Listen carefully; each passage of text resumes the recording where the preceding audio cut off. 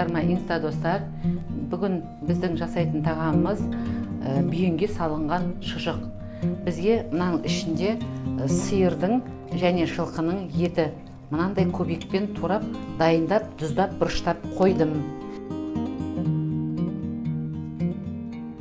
Енді ішіне күрішімізді саламыз.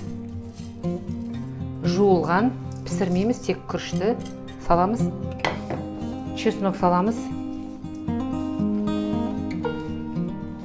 Жақсылап араластырамыз. Сосын бүйенді екіге бөліп, бүйеннің ішіне салып, байлап дайындаймыз. Міне сиырдың бір бүйенін ортасынан аламыз, кесеміз. Бірінші жартысына саламыз, сосын екінші жартысына саламыз. Тағы да қалбатса, екінші бүйенді кесіп, солай саламыз. Міне бүйеннің іші таптаза жуылды, тұздап, әдемілеп дайындап қойдым. Енді ішіне саламыз. Міне.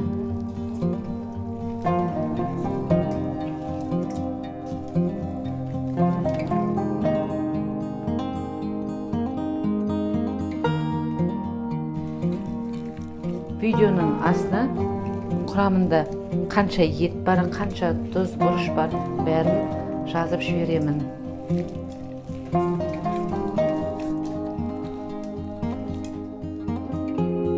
Біздің бүйенге салған шұжығымыз дайын болды.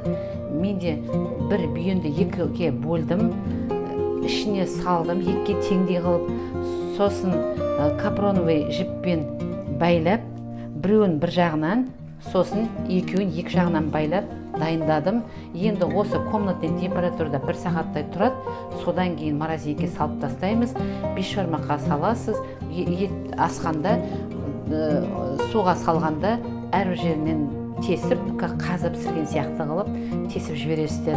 Астарыңыз дәмді болсын. Менімен бірге болыңыздар, лайк басыңыздар.